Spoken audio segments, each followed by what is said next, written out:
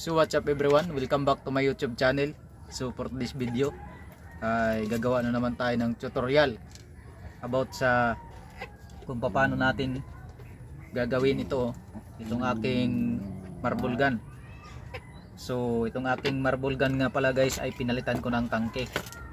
So yung gagamitin kong tangke guys ay ito yung PVC na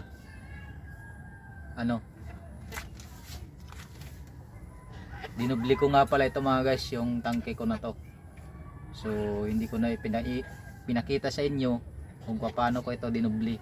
So ayan, ininit ko lang to siya guys at pinasok ko dito sa isang PVC. Ayan, kasi ang PVC na to ay medyo manipis lang, kaya dinubli ko. Pero matibay naman to siya guys, matibay naman to siya, makunat to, makunat tong PVC na to.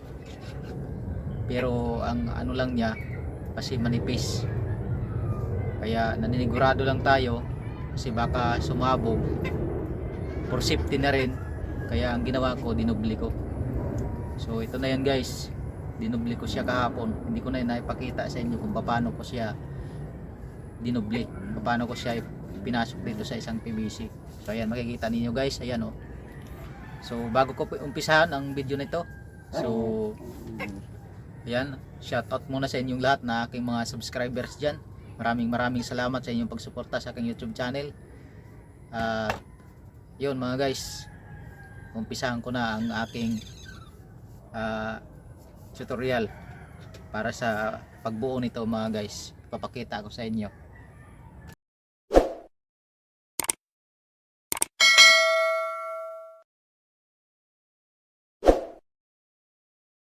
So ngayon guys ay lalagyan natin ito ng lalagyan natin to ng divider.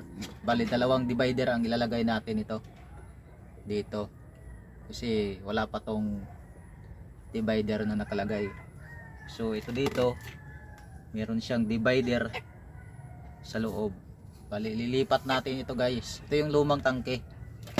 Ayan yung aking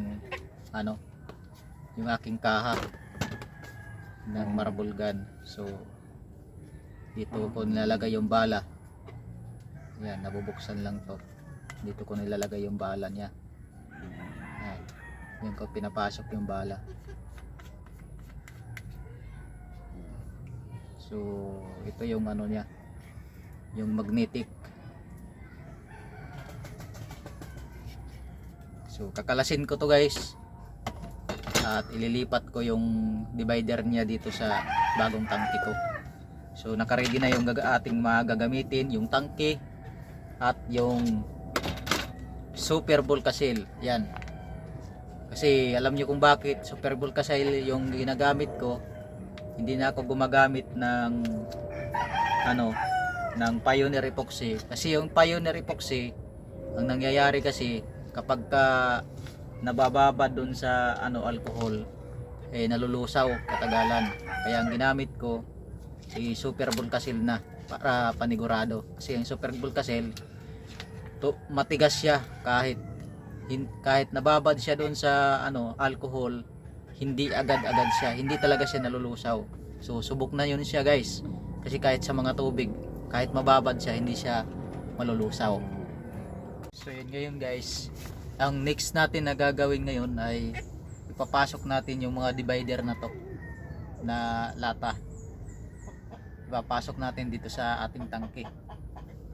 So ayan, iinitin muna natin tong tangke na to, tapos ipapasok natin tong mga divider.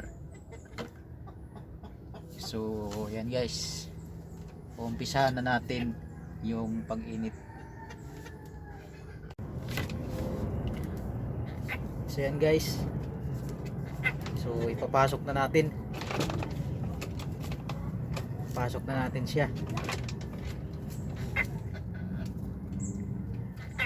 So pagpasok nga pala nito guys ay kailangan nauna yung puwitan niya. So ganito pagpasok niya, kasi kung ito yung mauna hindi siya papasok, kailangan ito. So ganito lang yan guys.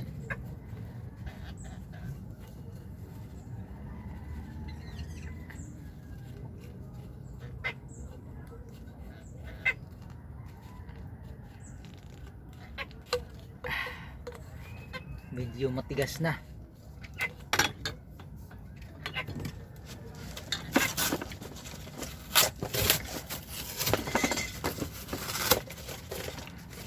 So, kailangan kasi malambot na malambot siya para pumasok at mabilisan ang pagpasok nito mga guys.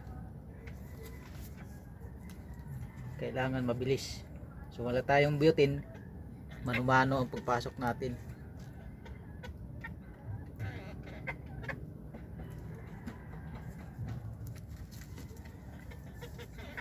Ayan. So yan guys, naipasok na nga pala natin.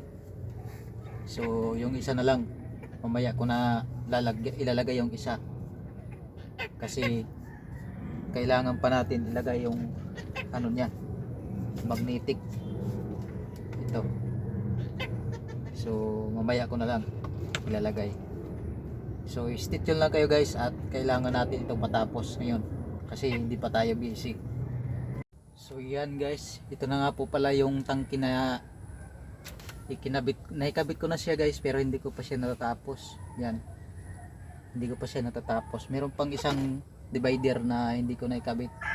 So ang ginawa ko pala nito mga guys ay ano siya, lata dito banda, ito dito lata ito, pero yung kakabit ko dito is yung ano, PVC na divider. Bali dalawang divider siya guys yung gagawin ko, dalawang divider para malakas. So ang una nga po pala dito mga guys ay mahina, kaya pinalitan ko tong tangke nito, kaya kinalas ko at binago ko siya. So ayan, at sa aking mga subscribers dyan, maraming salamat sa inyong pagsuporta sa aking YouTube channel. At kung bago ka pa lang sa aking YouTube channel, please like and subscribe para updated ka lagi sa aking mga video. So hanggang ito lang guys, at maraming salamat sa inyo.